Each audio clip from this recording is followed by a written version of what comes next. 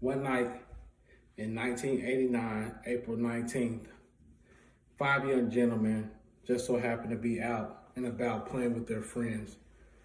These five young gentlemen were better known to the country later on as the Central Park Five. To some individuals, this case was better known as the Central Park Jogger. A young lady just so happened to be going on about her usual jog, and she was assaulted and raped. Eventually, these young five gentlemen who just so happened to be in the wrong place at the wrong time were rounded up and taken to the nearest courthouse and told that they had done these crimes. They had told the police that did not do these things and they were not guilty. But eventually the court found these young men to be guilty. Along with their sentence, they received capital punishment. Capital punishment is known as the death penalty. This is a state-sanctioned practice of killing a person as a punishment for a crime. It just so happened to be that these young men did not commit this crime. Capital punishment was on the table. They knew they didn't do it. Other people knew they didn't do it, but here they were awaiting capital punishment. These young men by the name of Corey Wise, Kevin Richardson, Ramon Santos, Yusuf Salem, as well as Antron McCray, all served a sentence ranging from 6 to 15 years. It took some others different time to be acquitted, so there was a range in the time frames of when they all got out. But eventually, all five young men were found to be not guilty of this crime. But if they were not, and they received the death penalty before all this took place, we would have had five murdered young men. Not to mention that these were five men of color, 4 black, 1 Latino.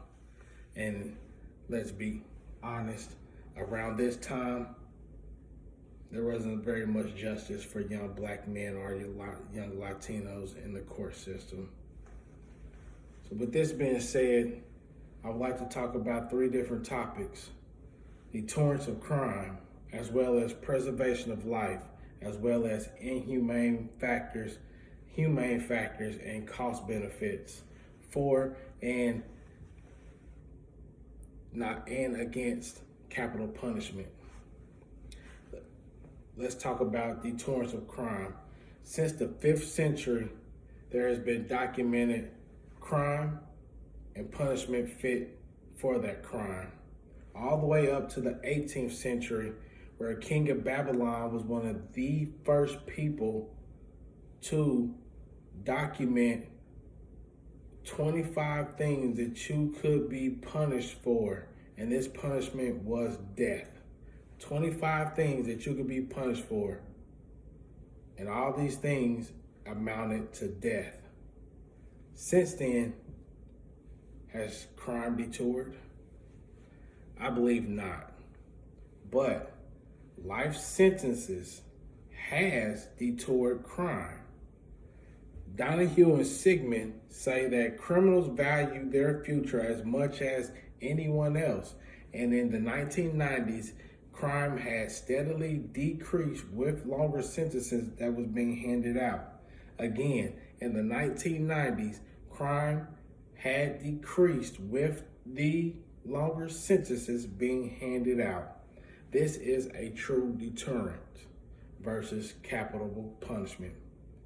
Our second topic was the preservation of life, which brings us to Jeffrey H. Ryman, who spoke up against penalties by saying, advertising the death penalty is good in avoiding the death penalty is good in both principle and in practice, due to the fact that it reduces our toleration of cruelty. Death penalty is cruel. Having to repeat this over and over and over numbs us to the cruelty of the death penalty. We as a nation think it's okay to give someone lethal injection. We don't see it an eye for an eye and a murder for a murder, but that is exactly what it is.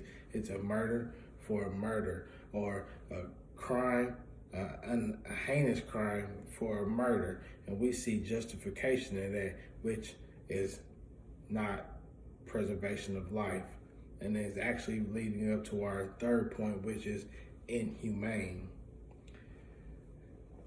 We would like to start off by saying that death degrades when it comes not as a natural or accidental event, but as a deliberate and social imposition, and this is wrong. And this was said by Justice Brenneman of 1992. Inhumane factors.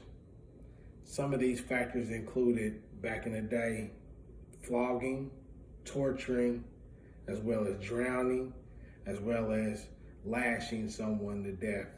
Our practices have become a bit more humane, but lethal injection, as well as death by firing squad, as well as some of the things that we do today, are still not humane. This also leads us to the benefits of cost, as well as from life sentences or capital punishment. DeathPenaltyInfo.org says the death penalty costs legal costs, pretrial costs, jury selection costs, trial costs, incarceration costs, as well as appeal costs. And according to the National Academy of Science, there is no proof that the death penalty deters crime again. And all these things are put upon the taxpayer. The taxpayer, me and you, are eating this bill every time someone is up for the death penalty or goes through this process, versus someone who has taken their sentence of life or 20 to 30 years and just dealt with it. The death penalty or life in prison, either way, is a inhumane factor, but the more moral and humane part of this is life in prison. It also gives opportunity, as we spoke of before, for those who has been wrongfully accused of a crime to be able to present their case and their appeal for such things. If someone is not guilty but found guilty, they have that right to appeal this case, and we should give them that right. And the death penalty takes that away. So in conclusion, I would like to again reiterate that the death penalty does not deter crime. Life sentences and harsher sentencing has deterred crime.